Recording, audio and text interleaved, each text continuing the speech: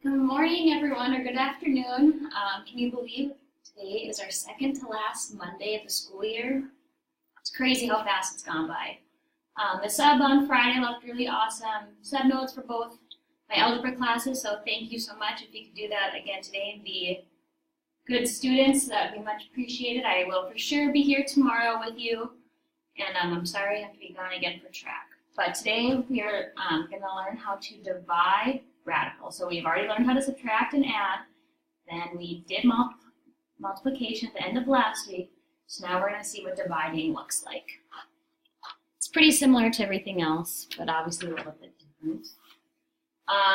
So we have some little steps we can follow. So the first thing you always want to do is break apart your top and your bottom. So you can rewrite this as the square root of A over the square root of B. So you always want to start there.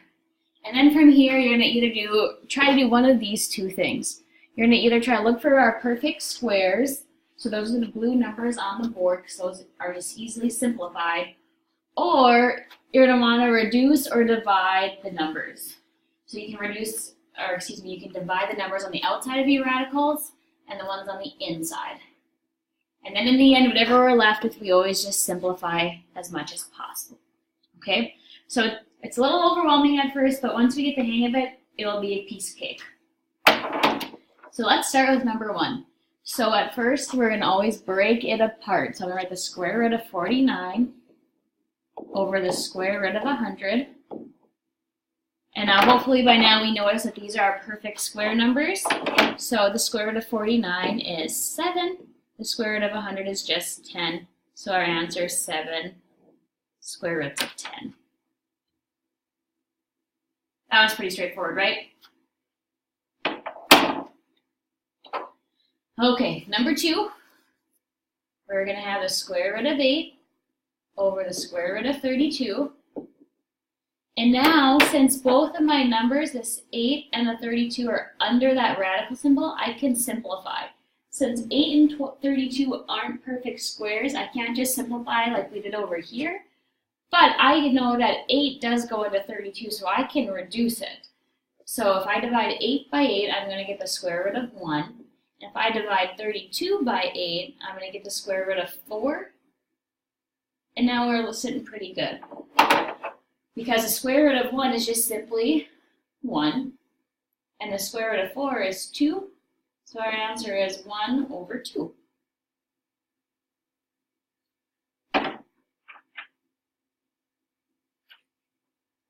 Okay, oops. There we go. So number 3, again, we're going to rewrite it as the square root of 3 over the square root of 16. So we know that 3 is not a perfect square, but 16 is. So let's just leave the square root of 3 as the square root of 3. And what's the square root of 16? It is 4. So that is actually it. We can't do anything else because it's as simplified as we can go. That is our answer.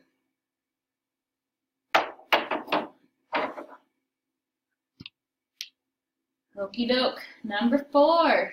Again, rewrite it as a square root of 7 over the square root of 49. So remember, our first thing is let's look to see if we have perfect squares. Well, 7's not a perfect square, but 49 is, so this is just like number 3. So we're going to leave the square root of 7 as the square root of 7. The square root of 49 is just simply 7. And that's it. We're done. Nothing else we can do.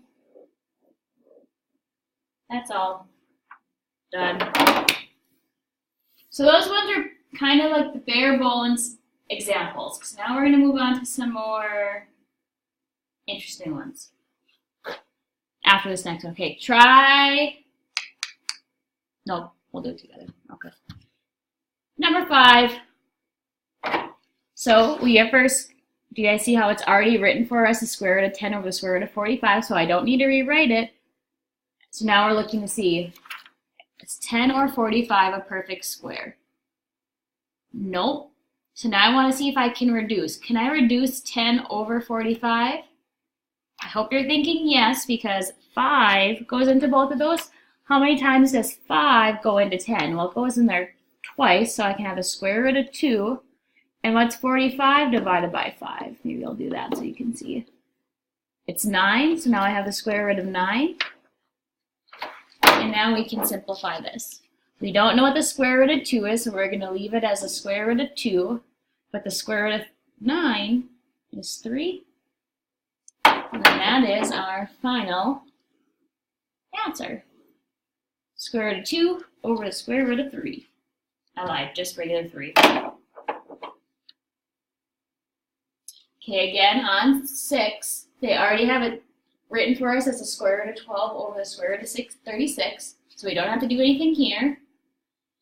And now we're looking. I could reduce, but look guys, 36, we know that's a perfect square, so let's leave it as the square root of 12. And what is the square root of 36? Well, it's 6. Okay, so we're sitting okay. But now I have to try to simplify this as much as possible. So I can break apart 12 because I know that 4, the square root of 4 goes in there 3 times. And it's still all over 6. And then from here, what is the square root of 4? Well, we know that it's 2. We don't know what the square root of 3 is, but it's still over 6. And now we can actually simplify this one more time. Because I can reduce 2 over 6, because 2 goes into both of those. So 2 goes into 2 once, so it just goes away. So I'm just left with the square root of 3. And then 6 divided by 2 is 3. So we end with the square root of 3 over 3. So now this is kind of when they get kind of interesting. They're kind of goofy. But if you just take your time, show all your work, you won't get lost.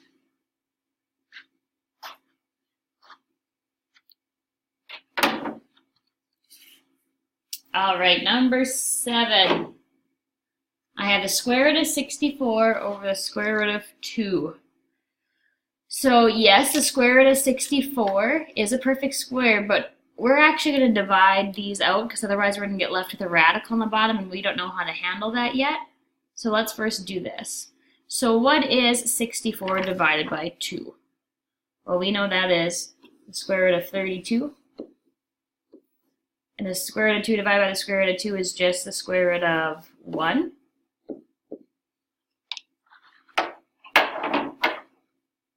So we divided those by 2. Okay, now from here, 32 is not a perfect square, but we know that 16 goes into 32 twice, so I can rewrite that as the square root of 16 times the square root of 2. And what is the square root of 1? It's just 1. Now from here, what's the square root of 16? It's 4. Square root of 2, we don't know what it is. And really, we could put it over 1, but you don't need to. We can just write it 4 square roots of 2. And now we are done so.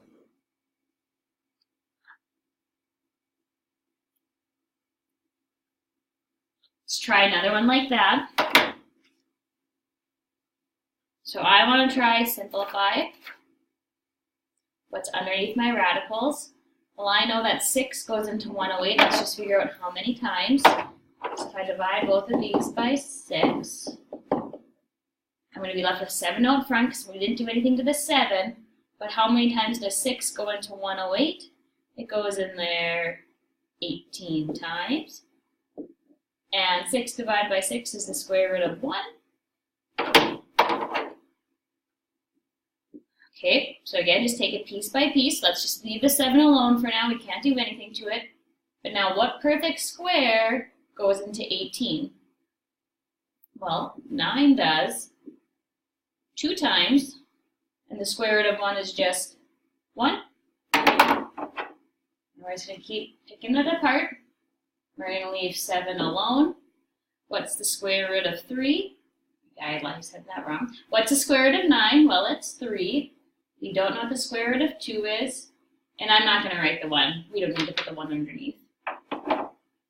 And finally, our last step is to take 7 times 3, Well, 7 times 3 is 21 square roots of 2 for our final answer.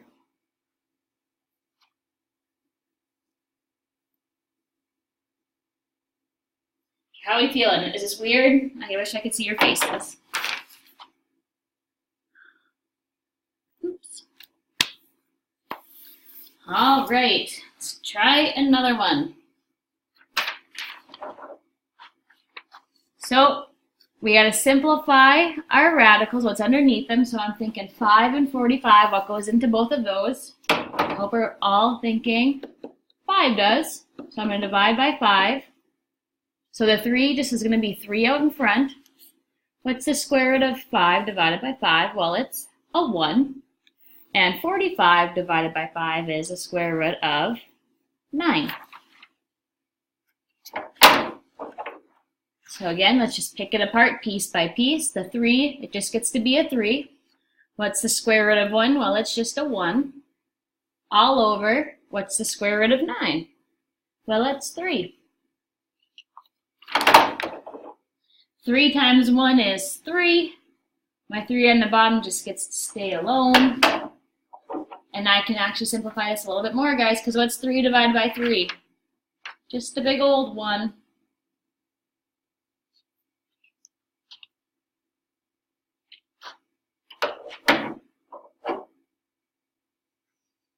All right, here come the hardest ones of the day. Let's see what we can do. So I can't reduce my 4 and 3 because there's nothing that goes into 4 and 3, so we're just going to leave those exactly how they are. But now I'm looking at 15 and 27. So what number goes into 15 and 27? Hope you're thinking 3, so we can divide both of those by a 3. So let's see what we're left with. The 4 out front gets to stay, so I have 4. And what is 15 divided by 3? Well, it's 5. All over, my 3 out front gets to stay. And now what's 27 divided by 3? Well, it's 9.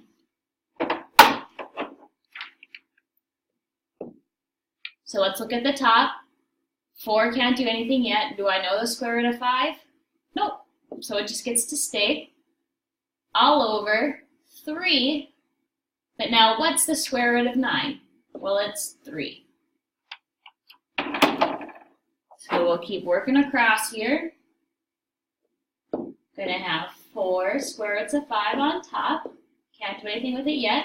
And 3 times 3 is 9. And the only thing that we should check, can I reduce 4 over 9? Is there a number that goes into 4 and 9? Nope. So this is it. We did it. It's as far as we can go.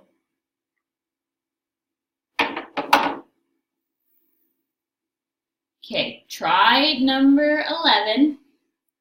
Just take a quick second to see if you can start it. And if you get stuck, that's okay. I kind of expect you to. This is really challenging. But first, see if there is a number that you can reduce these two by. And if there is a number that you can reduce these two by. So pause the video, see how it goes, and then I will go through it with you. Or maybe you can just check to see if you did it right. Okay, so I'm going to go through it right now. So if I look at my numbers out in front, I see that 2 can go into both of those. So I'm going to divide those by 2. Divide by 2. So if I take 10 divided by 2, I'm left with a 5. Over, and then 2 divided by 2 is just a 1. So that worked out pretty nice. And now if I look at my